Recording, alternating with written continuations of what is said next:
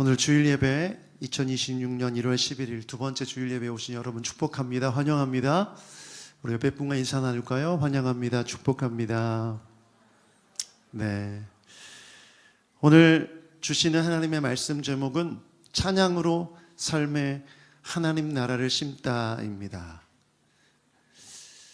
한번 표어를 함께 읽어볼까요? 우리 새노래교회 2026년에 주신 새노래교회 표어를 읽어보겠습니다. 시작. 삶의 하나님 나라를 심다. 삶의 하나님 나라를 심다. 우리의 삶은 하나님 나라를 심는 밭인 줄 믿습니다. 그런데 이 밭에 하나님께서 겨자씨 같은 작은 씨앗을 주셨는데 그 씨앗을 매일매일 심으면 하나님 나라가 자라나게 되는 거죠. 그래서 지난주에 우리는 그 씨가 뭐라고 했죠? 예배라고 했습니다. 여러분이 예배를 드릴 때 그 씨앗이 여러분의 밭에 삶에 심기우는 줄 믿습니다. 오늘 나눌 씨앗은 찬양입니다. 여러분 찬양 잘 하세요? 네, 좋아하세요? 네. 찬양은 하나님께서 우리에게 주신 씨앗인 줄 믿습니다. 그래서 찬양이 뭔지도 우리가 조금 알아야 되고 어떻게 이 찬양이 하나님 나라를 심는데 쓰임을 받는지도 함께 질문해 봐야 합니다. 그래서 그것을 아주 잘 보여주는 본문이 오늘 본문 말씀입니다. 사도행전 16장 25절부터 26절까지 함께 읽어보겠습니다. 시작. 한밤쯤 되어서 바울과 실라가 기도하면서 하나님을 찬양하는 노래를 부르고 있는데 죄수들이 듣고 있었다. 그때 갑자기 큰 지진이 일어나서 감옥의 터전이 흔들렸다. 그리고 곧 문이 모두 열리고 모든 죄수의 수갑이며 착고가 풀렸다. 바울과 실라 전도팀이 함께 전도를 하기 위해 여행을 떠났습니다. 빌립보라는 도시를 도착했어요. 근데 빌립보라는 도시에 도착해서 전도하러 가는 중에 귀신 들려서 점을 치는 여종을 만났어요. 그런데 이 바울 사도의 특기가 뭐냐면 귀신을 내쫓는 겁니다. 이 귀신 들려 점치는 여종의 귀신을 내쫓아주면서 문제가 생겼어요. 왜냐하면 이 여종의 주인이 종을 통해 점쳐주는 것을 통해 돈을 벌고 있었는데 돈벌이 수단이 끊어진 거예요. 그래서 화가 나서 이 바울과 실라를 고발하게 됩니다. 고발을 당해서 어떻게 됐냐면 감옥에 갇히게 돼요. 단순히 감옥에만 갇힌 게 아니라 매를 맞고 감옥에 갇히게 됩니다. 지하 감옥에 캄캄한 어둠 가운데. 오늘 본문 말씀을 보면 한밤쯤 되어서 이렇게 시작해요. 한밤중이라는 것이죠. 이 한밤중에 바울과 실라에게 무슨 일이 일어났을까? 여러분, 우리가 인생을 살다 보면 이런 칠흑 같은 어둠, 한밤중 같은 상황을 경험하게 됩니다. 그런 삶의 어려운 상황 속에서 이런 질문을 하게 돼요. 하나님, 왜 나를 이런 캄캄한 어둠 가운데 가두십니까? 내가 열심히 선교하기 위해 목숨을 걸고 여기까지 왔는데 하나님 이렇게 감옥에 갇혀서 아무것도 못하고 꼼짝 못하게 묶어 놓으시면 어떻게 합니까? 하나님, 내가 열심히 노력하고 준비해서 사업을 했는데 왜 이렇게 망하게 하십니까? 내가 이렇게 열심히 공부했는데 왜 내가 원하는 학교에 들어가지 못합니까? 왜 내 성적은 오르지 않습니까? 왜 나는 직장에서 그만둬야 합니까? 경제적으로 어려워지고 여러 가지 문제들 속에서 정말 한밤중에 고민하고 고통스러운 그런 삶의 상황을 우리도 맞이할 수 있다라는 거죠. 그 속에서 우리 속에 수많은 목소리가 들리죠. 신앙생활 하면 뭐해? 네 인생은 끝났어. 그래, 포기해. 다른 사람과 비교하며 절망하고 좌절하게 만듭니다. 그때 하나님을 찬양하면 어떤 역할이, 어떤 기능이 생기냐면 마치 노이즈 캔슬링 헤드폰과 같은 그런 기능이 생겨납니다. 여러분, 노이즈 캔슬링 헤드폰 쓰시는 분들 계신가요? 요즘 길을 가다 보면 저런 큰 헤드폰을 귀에 쓰고 다니시는 분들 계세요. 요즘 나온 헤드폰은 무선에다가 노이즈 캔슬링이 기본입니다.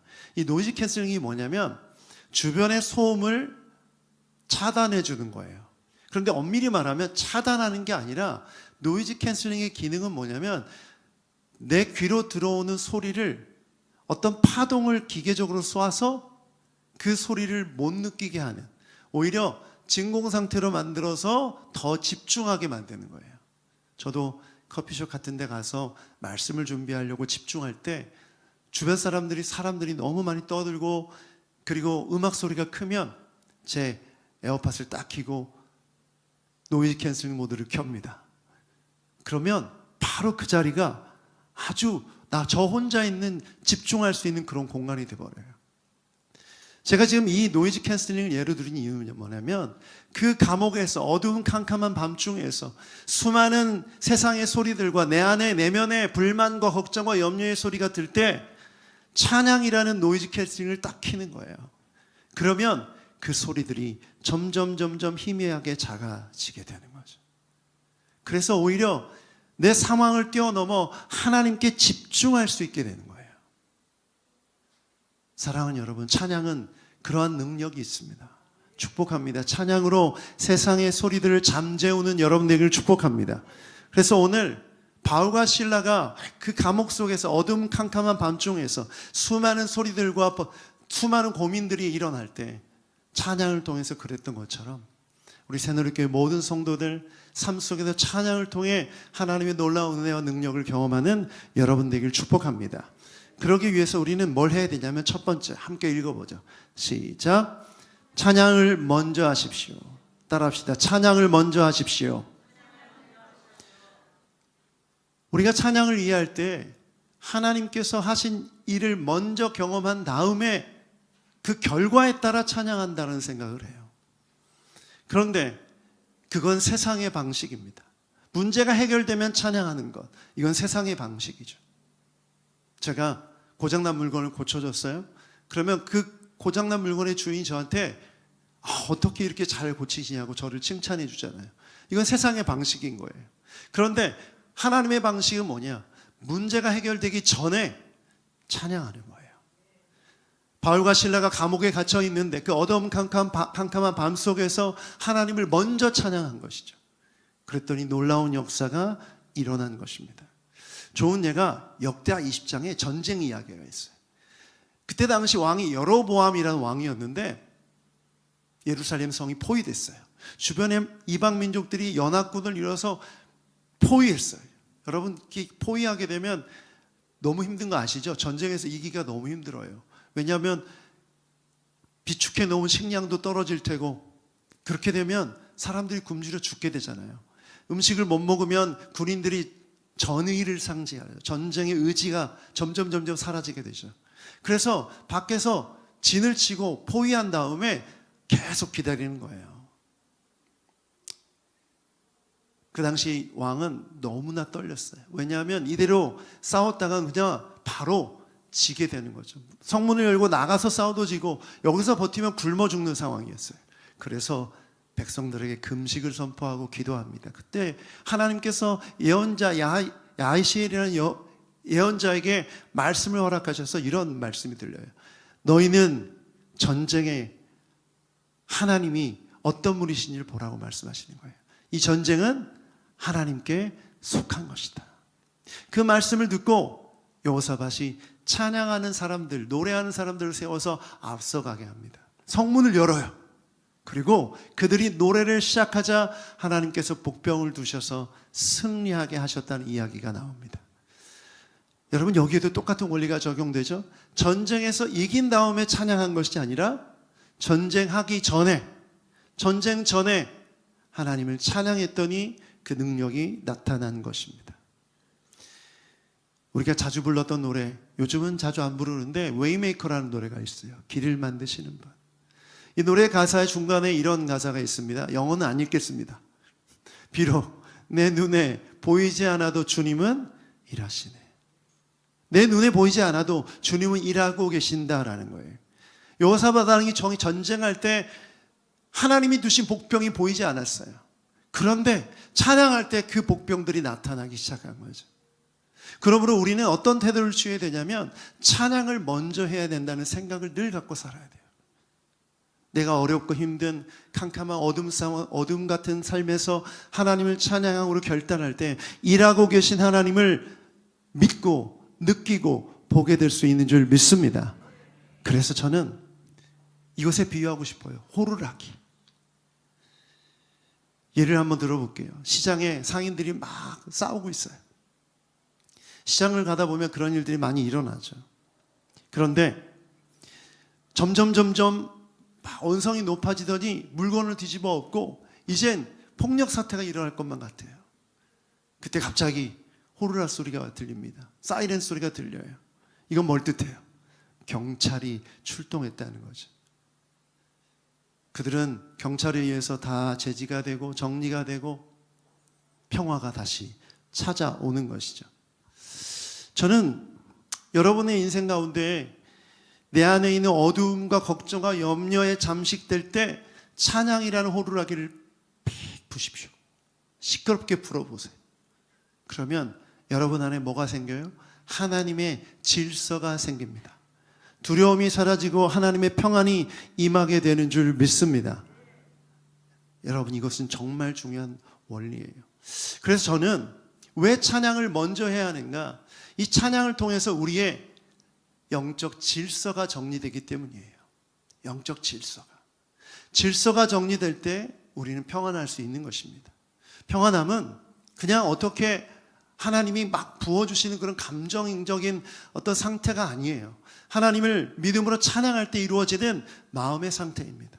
그러므로 문제보다 크신 하나님을 먼저 믿음으로 결단하며 찬양할 때 여러분의 마음 가운데 질서가 회복되고 평안이 임하게 되는 줄 믿습니다. 그러면 이제 하나님이 일하기 시작합니다. 두 번째 문장을 읽어보겠습니다. 시작. 찬양할 때 하나님의 역사가 나타납니다. 우리는 찬양하는 것까지 우리가 할 일이에요. 그 다음엔 하나님의 역사가 나타납니다. 오늘 본문을 한 번만 더 읽어보겠습니다. 사도행전 16장 25절 26절. 바울과 실라가 찬양했을 때 일어날 일을 함께 주목하면서 읽어보십시오. 시작. 한밤쯤 되어서 바울과 실라가 하나님을 찬양하는 노래를 부르고 있는데 죄수들이 듣고 있었다. 그때 갑자기 큰 지진이 일어나서 감옥의 터전이 흔들렸다. 그리고 곧 문이 모두 열리고 모든 죄수의 수갑이며 착고가 풀렸다. 하나님을 찬양하는 노래를 부르던 중에 갑자기 지진이 일어납니다.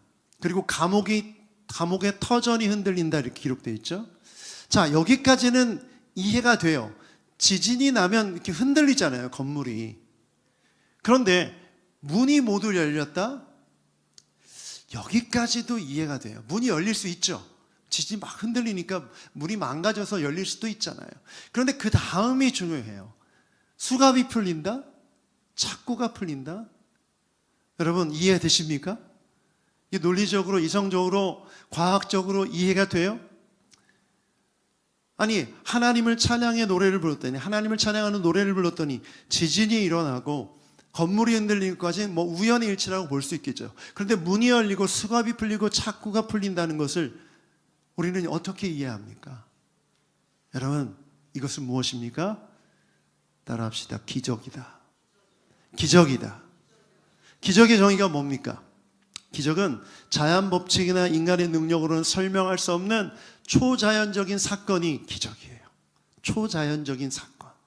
그러면 지금 찬양할 때 기적이 일어난 것이죠.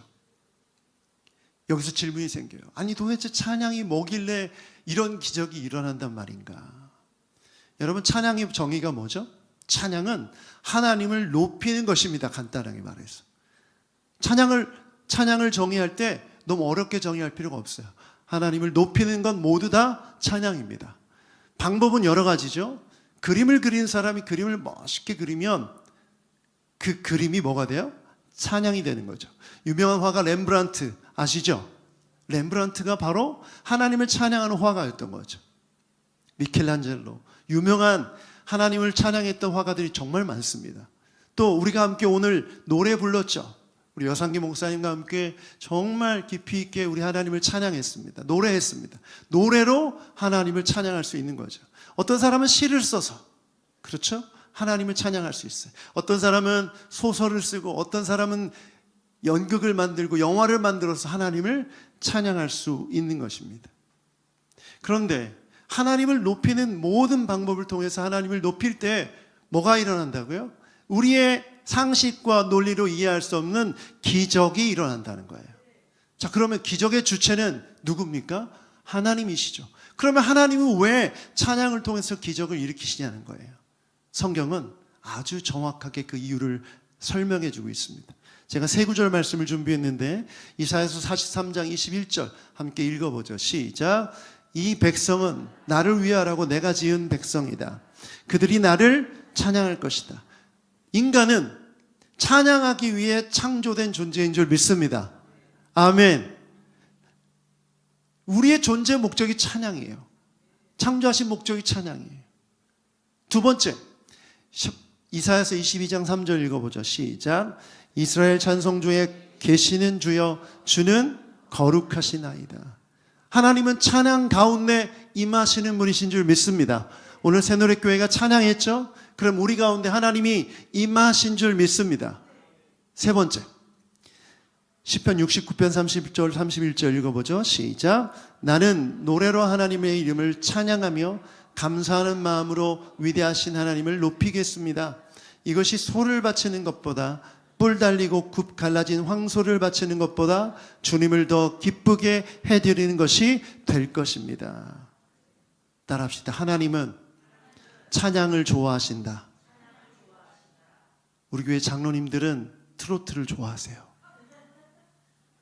이기섭 장로님 트로트 좋아하시더라고요. 그건 무엇을 뜻하냐면 하나님은 찬양받기를 좋아하셔서 사람을 지으셨고 그 사람들이 찬양할 때 임재하시고 사람들이 소를 바치고 양을 바치고 뭘 바치고 뭘 하는 것보다도 그 어떤 것보다도 하나님을 찬양하는 걸 더 좋아하시고 기뻐하신다는 거예요. 여러분 이건 뭘 의미합니까? 하나님이 찬양 가운데 역사하시는 근거가 여기 다 있는 거죠. 여러분 이런 말 들어보셨어요? 칭찬은 고래도 춤추게 한다. 한번 읽어볼까요? 시작. 칭찬은 고래도 춤추게 한다. 그러면 하나님이 고래란 뜻인가? 여러분 찬양이란 뜻은 원래 praise, 칭찬하다, 자랑하다라는 뜻을 갖고 있어요. 우리가 할렐루야 이런 말 많이 외치잖아요. 할렐루야가 원래 하나님을 칭찬합니다, 하나님을 자랑합니다 이런 뜻이에요. 그러면 하나님을 칭찬하고 자랑하고 하나님을 찬양할 때 왜 하나님은 역사하시는가? 여러분 하나님이 정하신 방식이 우리를 창조하신 목적이고 우리 가운데 임하시기 원하시고 우리의 찬양을 기뻐하셔서 우리가 소망하고 원하는 그것을 하나님의 뜻 가운데서 이루어 주시는 것입니다. 오해하지 마세요. 우리가 찬양을 통해서 하나님을 조종할 수 있다는 뜻이 아니에요. 마치 조련사가 고래를 길들여서 고래가 춤추게 하는 것을 의미하는 게 아니에요. 그만큼 위대하고 광대하신 주님이 우리가 찬양할 때 우리의 찬양을 통해 역사하신다는 것을 우리가 기억해야 되는 것이죠. 그러므로 찬양은 하나님의 기적이 나타나게 하는 강력한 방법입니다. 아멘. 아멘. 여러분 칭찬받으면 어때요? 좋죠? 단순히 좋은 것으로만 끝나나요? 내가 할 수 있는 능력이 있다면 나를 칭찬해준 그 사람에게 내 능력을 보여주고 싶죠. 여러분 김영진 목사가 설교 잘하길 원하세요? 칭찬 좀 해보세요. 제가 보니까 우리 교회 성도님들 칭찬을 잘 안 해요. 그래서 제가 이렇게 못하나 봐요. 여러분 정말 중요한 겁니다. 하나님을 칭찬한다면 하나님을 인정하고 믿음으로 선포한다는 거예요. 하나님이 어떤 분인지를 믿음으로 선포할 때 하나님은 그 선포를 통해 일하시고 역사하시는 거죠. 이것은 하나님의 방법이에요. 그러므로 우리가 삶 속에서 하나님이 이렇게 선포할 때 하나님의 능력과 영광과 하나님의 역사가 여러분의 삶에 나타나게 되는 줄 믿습니다. 아멘. 아멘. 제가 말씀을 준비하는데 이런 질문이 갑자기 생기더라고요. 우리 교회 찬양 열심히 하죠. 저 누구보다도 찬양 열심히 합니다. 여상규 목사님을 송준호 집사님 인도할 때마다 막 열심히 찬양하는데 그런 생각이 들었어요. 왜 우리가 이렇게 찬양을 열심히 하는데 기적이 안 일어날까? 기적이 왜 안 일어날까?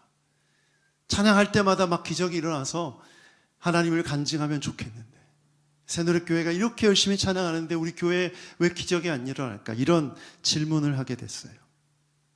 여러분, 기적의 정의가 뭐라고 했죠? 인간의 법칙, 자연의 법칙이나 인간의 능력으로 설명할 수 없는 초자연적 사건이라고 했어요. 인간의 능력으로 설명할 수 없는 초자연적 사건, 이것이 기적입니다. 자, 그럼 다시 한번 질문해 볼게요. 여러분의 삶 가운데 기적이 있습니까? 없습니까? 왜 대답을 못 하세요? 여러분의 말로 설명할 수 없는 기적이 있어요? 없어요? 네, 있죠. 여러분의 자녀, 말로 설명할 수 없는 기적 맞죠? 결혼하신 분들, 결혼해보니까 기적 맞죠? 내가 어떻게 결혼을 했나? 공부하시고 직장생활 하시는 분들, 기적 맞죠? 내가 어떻게 이런 회사에 있는가? 우리 교회를 생각하면 기적 맞죠? 올해 이제 다음 주면 9주년이고 이제 10년 차를 맞이해요. 제가 말씀 준비하면서 교회를 묵상해 보니까 기적이구나, 기적이구나. 3년간의 코로나 기간, 지금까지 오는 모든 이 사건과 상황 속에서 하나님은 말로 설명할 수 없는 놀라운 일을 이루어 주셨구나. 그러므로 찬양할 때 기적이 일어나는 것을 믿고 기적을 재정의해야 하는 거예요. 그러면 찬양은 반드시 우리 삶 가운데 하나님의 능력으로 나타나게 되는 줄 믿습니다. 그러니까 더 열심히 찬양하십시오. 더 최선을 다해 찬양하십시오. 내가 알지 못하는, 내가 볼 수 없고 다 할 수 없는 하나님의 기적이 지금 이루어지고 있고 이미 이루어졌고 앞으로도 이루어지게 될 수 있는 줄 믿습니다. 그래서 찬양하는 사람은 기적의 사람이에요. 기적이 일상이 되는 사람. 그래서 찬양을 통해 하나님의 나라가 삶에 심기어져 기적의 열매를 맺히는 사람, 그런 사람이 되는 줄 믿습니다. 우리 이래를 보십시오. 기적 아닙니까? 이현이도 기적이고 최근에 태어난 예나도 기적이고 이미 태어나서 자라난 우리 어린이들 다 기적이죠. 기적이에요. 여러분은 모두 기적의 사람입니다. 그러므로 찬양을 멈추지 말고 하나님 앞에 드리며 나아가는 여러분 되기를 축복합니다. 세 번째, 찬양은 함께 읽어보겠습니다. 시작. 찬양은 세상에 하나님을 보여주는 증거입니다. 오늘 본문 25절을 보면 이런 말씀이 있어요. 25절을 보면 죄수들이 듣고 있었다. 죄수들이 듣고 있었다. 캄캄한 감옥 가운데 죄수들이 있었는데 그 죄수들이 듣고 있었어요. 뭘? 바울과 실라가 부르는 찬양의 노래를 듣고 있었습니다. 이쯤에서 바울과 실라가 노래를 어떻게 불렀는지 알 수 있어요. 음이 정확히 있는지 알 수 있습니까? 알 수 없죠. 그리고 무슨 노래였는지 알 수 있습니까? 알 수 없어요. 화음을 넣는지 알 수 있습니까? 알 수 없어요. 그러나 명확하게 알 수 있는 거 한 가지가 있어요. 따라합시다. 크게 불렀다. 왜냐하면 다른 죄수가 들을 수 있었다고 기록하고 있죠. 여러분, 사도행전은 누가라는 사람이 기록했는데 누가에게 이 내용을 얘기해 줬을까요? 바울이죠. 바울은 자신이 직접 부른 사람의 노래를. 그러므로 너무나 정확한 기록이죠. 누가는 그 얘기를 듣고 그걸 기록하고 싶었어요. 빌립보 감옥 가운데서 일어난 일을 기록할 때 죄수들이 그 노랫소리를 분명히 들었음을 기록한 것이죠. 그러면 바울과 실라가 크게 부르지 않았다면, 만약 속으로 다른 죄수들에게 민폐가 될 것 같아, 시끄럽잖아, 속으로, 내 마음속으로 불렀다면 이런 기록은 없었겠죠. 그리고 수많은 죄수들이 왜 옥문이 열리고 왜 수갑이 풀어지고 왜 착고가 풀어졌는지 알 수 없었겠죠.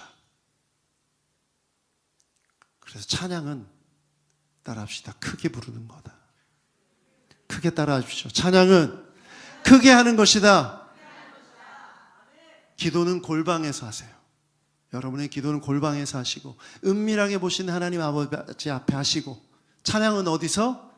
광장에서 모두가 듣도록, 모두가 알도록, 자, 그러면 우리 새노래교회는 어떤 찬양의 영성이 있어야 됩니까? 크게 부르는 찬양의 영성이 있어야 돼요.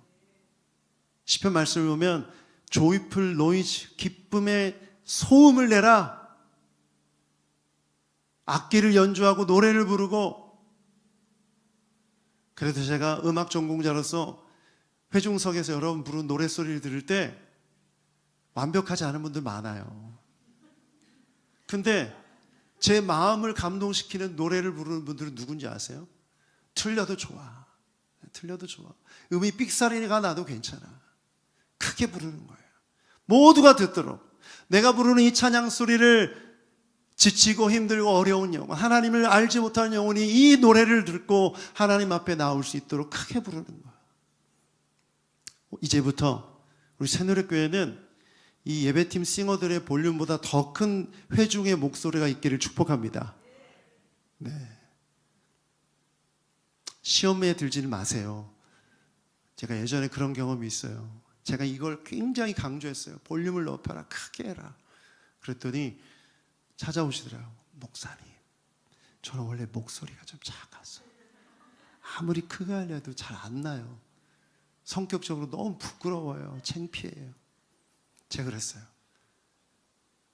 사람마다 볼륨이 타고나는데 집사님은 3 정도로 타고난 것 같으니 3까지만 내십시오. 대신 위축돼서 1이나 속으로만 하지 마시고 표현하시라고 그런 권면을 드린 적이 있어요. 우리 새노래교회 성도들 제가 쭉 보니까 볼륨 자체가 작은 분들이 있고 볼륨통이 큰 분들이 있어요. 큰 분들은 크게 하십시오. 민망해하지 마시고. 할렐루야. 네. 위축되지 마시고. 대신 정말 소심하게 목소리 안 내시는 분들 계시죠? 네, 부르십시오. 부르십시오. 외치십시오. 선포하십시오. 모두가 듣도록 선포할 때 그 노래를 통해 하나님께서 역사하시는 줄 믿습니다. 우리의 찬양의 노래를 죄수들이 듣고 사람들이 듣고 하나님의 역사를 경험하게 되는 줄 믿습니다. 시편 40편 3절 말씀 함께 읽어보겠습니다. 시작. 주님께서 나의 입에 새 노래를 우리 하나님께 드릴 찬송을 담아 주셨기에 수많은 사람들이 나를 보고 두려운 마음으로 주님을 의지하네. 여러분, 여기 새 노래라는 단어가 나오죠? 우리 교회 이름이 뭐죠? 새노래교회. 여기서 나온 겁니다. 그런데 이 새노래라는 고백이 언제 고백되어지는 거냐면 다윗이 기가 막힐 웅덩이에서 건진받아 부른 노래예요. 웅덩이에 빠졌어요. 누구도 건져주지 않으면 밖으로 나올 수 없는 상황이에요. 그런데 죽을 수밖에 없는 그 절체절명의 위기 속에서 누군가가 건져줍니다. 웅덩이를 빠져나와서 부르는 거예요. 하나님이 허락하신 새 노래를 부를 때 그 노래를 들은 사람들이 두려운 마음으로 주님을 의지하게 된다는 거죠. 저는 우리 새노래교회가 삶의 찬양으로 하나님의 나라를 심는 것이 이것이라고 생각합니다. 찬양의 노래는 교회에서만, 예배당에서만 부르는 것이 아니라 여러분의 삶에서도 부르는 노래인 줄 믿습니다. 제가 성도님들 예를 들기가 뭐해서 제 아내 예를 자주 드는데 이해하십시오. 제 아내가 습관적으로 찬양을 흥얼거리는 습관이 있어요. 그래서 회사에서 계속 교회에서 예배당에서 불렀던 노래를 부르고 다닌다고 합니다. 그래서 안 믿는 사람들조차도 그 노래를 언젠가 따라 부르고 있더래요. 이 멜로디가 좋잖아요. 주님의 나라와 뜻이 굉장히 감동적이고 좋잖아요. 그런 것처럼 그렇게 사람들에게 들려지고 전해지는 거죠. 저는 조금 더 나아가서 그런 일이 일어났으면 좋겠어요. 아니, 저 언니는 무슨 좋은 일이 저렇게 찬양을 하고 다녀. 그것이 궁금해지고 그래서 물어보게 되고 그것을 듣고 하나님 만나게 되는 역사, 이런 역사가 여러분의 삶 가운데 있기를 축복합니다. 아멘. 제가 청소년 시절에 찬양하는 것을 너무 좋아했어요. 그래서 저는 중학교 때 예수님 믿었는데 대전에 있는 한남대학교라는 학교에서 강당을 빌려서 경배와 찬양 집회를 매주 목요일마다 했었습니다. 저는 학교 끝나자마자 거기를 막 가는 거예요. 거기를 가면 2시간씩 막 찬양하는데 설교가 없었어요. 너무 좋았어요. 설교 안 하고 찬양만 하니까. 그러면 막 열정적으로 하나님 찬양하고 나면 막 온갖 스트레스가 다 풀려요. 그런데 거기서만 끝난 게 아니라 학교에 가서도 제가 찬양하고, 그때부터 기타를 배워서 기타 치면서 기타 들고 다니면서 찬양하니까 친구들이 쟤는 교회 다니네, 노래도 가요 안 부르고 찬양만 부르는데, 이런 인식이 생긴 거예요. 그러면서 가는 곳마다 기타 들고 다니면서 불렀던 노래가 사랑하는 나의 아버지라는 고백입니다. 이 노래 혹시 아세요? 굉장히 오래된 찬양이에요. 바피치라는 예배인도자가 쓴 곡인데, 바피치라는 예배인도자가 이 노래를 어떻게 만들었냐면, 가족들과 함께 정말 아무것도 없이 하와이 코나로 전도, 예수전도단 훈련을 받기 위해서 간 거예요. 그런데 너무나 가난해서 제대로 된 집을 구할 수가 없어서 정말 허름한 집을 구했는데, 마침 그 집에 그 지붕이 뚫려 있었던 거예요. 그런데 하와이 하늘이 너무나 맑아서 별이 막 쏟아지는 걸 보이는 거죠. 그 상황 속에서 영감이 떠오른 거예요. 사랑하는 나의 아버지, 이름 높여드립니다. 주의 나라 찬양 속에 임하시니 능력의 주께 찬송하네. 전능하신 하나님 찬양, 영원히 다스리네. 너무나 놀라운 고백이지 않습니까? 우리가 아는 이 시편의 수많은 고백들, 또 우리가 자주 부르고 따라 부르는 많은 찬양의 고백들이 언제 작곡되어진 줄 아세요? 바로 그런 어둠의 순간에, 한밤중과 같이, 감옥과 같이 힘들고 어려운 상황 속에서 고백되어지고 작곡되어졌어요. 시편도 마찬가지죠. 저는 새누리교회가 이렇게 찬양의 노래로 삶에 하나님의 나라를 심어가기를 축복합니다. 그러면 여러분의 한밤중이, 여러분의 골방이, 여러분의 삶의 자리가 무엇으로 바뀝니까? 찬양의 성소로 바뀝니다. 왜냐하면 찬양 가운데 하나님이 임하시기 때문에. 여러분, 집에 침실에서 답답하고 힘들 때 찬양을 나지막히 불러보십시오. 그곳에 하나님의 임재가 임하게 되는 줄 믿습니다. 저는 바울과 실라가 감옥을 성소로, 성전으로 바꿔버렸다고 생각해요. 찬양하는 순간 그곳은 성전이 되었고, 그 성전에서 울려 퍼지는 찬양을 통해 믿지 않은 사람들이 복음을 듣게 됐고, 하나님의 능력을 경험하게 된 줄 믿습니다. 그러므로 찬양은 내가 서 있는 곳을 하나님의 나라로 바꾸는 능력인 줄 믿습니다. 찬양할 때 여러분의 직장이 하나님의 나라로 바뀌게 될 줄 믿습니다. 찬양할 때 여러분의 가정이 하나님 나라로 바뀌게 되는 줄 믿습니다. 찬양할 때 우리 자녀들이 하나님 나라로 바뀌게 되는 줄 믿습니다. 아멘.